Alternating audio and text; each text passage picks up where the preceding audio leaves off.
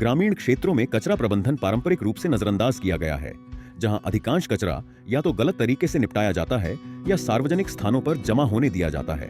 Ganganagar RD block के बाजार क्षेत्र में स्थिति कुछ अलग नहीं थी। कचरा अक्सर सड़कों के किनारे, खेतों में और जल निकायों के पास डाला जाता था, जिससे पर्यावरणीय गिरावट और स्थानीय जनसंख्या के लिए गंभीर स्वास्थ्य जोखिम उत्पन्न होते थे। इस स्थिति ने एक उचित कचरा प्रबंधन बुनियादी ढांचे की तत्काल आवश्यकता को उत्पन्न किया, जो कचरे को विभाजित, रिसाइकल और खाद में बदल सके। समस्याओं को हल करने के लिए जन जागरूकता अभियानों, सफाई अभियानों और सूखे और गीले कचरे को संग्रहित करने के लिए बांस से बने डस्टबिन और बाल्टियों का वितरण किया गया है। ई वाहन खरीदे गए हैं और स्वयं सहायता समूहों से जुड़ी इच्छुक महिलाओं को कचरा संग्रहण और प्रसंस्करण के लिए प्रशिक्षित किया गया है। गंगानगर ब्लॉक में कचरा विभाजन सुविधा और पार्क का निर्माण में नरेगा 15वीं वित्त आयोग और स्वच्छ भारत मिशन ग्रामीण के समन्वय प्रयास के रूप में किया गया है।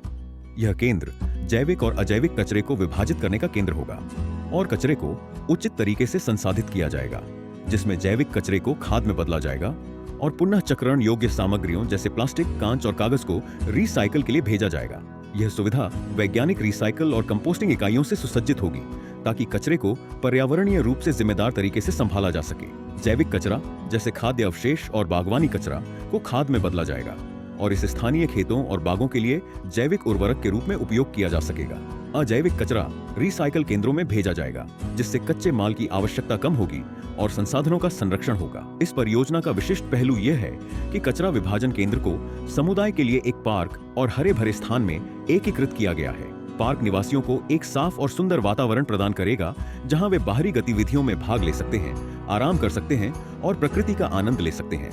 दुकानदारों से मासिक शुल्क और पार्क के आगंतुकों से टिकट बिक्री से प्राप्त राशि परियोजना में शामिल महिला स्वयं सहायता समूहों के लिए स्थायी आय का स्रोत प्रदान करेगी। इसके अतिरिक्त स्वयं सहायता समूहों के उत्पादों को बढ़ावा देने और विपणन करने के लिए ग्रामीण हाट बनाने की योजनाएं भी हैं।